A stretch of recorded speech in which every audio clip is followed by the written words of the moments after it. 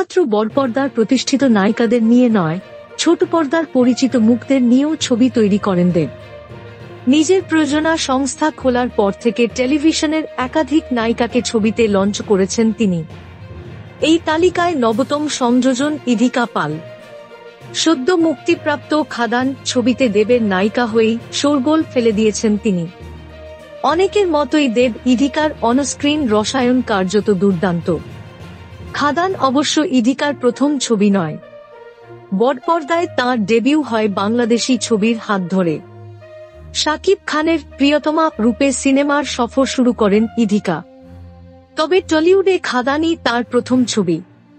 আর debut ছবিতেই দর্শকদের মনে ঝড় তুলতে সক্ষম হয়েছেন কিশোরী। নেটিজেনরা আগ্রহী হয়ে উঠেছেন ইধিকার ব্যক্তিগত জীবন নিয়ে। ছোট পর্দা দিয়ে অভিনয় সফর শুরু ইধিকার। রিমলি সিরিয়ালে মুখ্য চরিত্রে অভিনয় করে বেশ সাড়া ফেলেছিলেন তিনি। তবে সিরিয়ালটি বেশিদিন চলেনি। এরপর পিলু ধারাবাহিকে প্রথমে নেগেটিভ এবং তারপর পজিটিভ চরিত্রে অভিনয় করেন ইধিকা। অভিনয় দিয়ে নায়িকাকেই ছাপিয়ে গিয়েছিল তার চরিত্রটি। সে সময়ে তার নামের সঙ্গে অভিনেতা জন ভট্টাচার্যের নাম জড়িয়ে গুঞ্জন উঠেছিল। তবে রিমলির নায়কের সঙ্গে যে তিনি প্রেম করছেন না সেটা স্পষ্ট করে দিয়েছিলেন ইধিকা।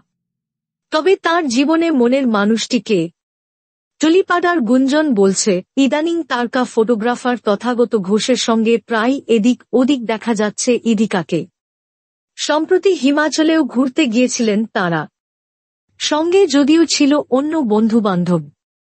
তবে তাঁদের যুগল ছবি বেশ সাড়া ফেলেছে নেট পাড়ায়।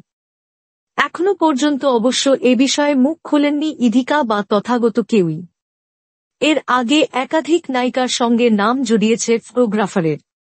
অন্যদিকে ইধিকা আপাত ব্যস্ত খাদান এর সাফল্য উপভোগ করতে।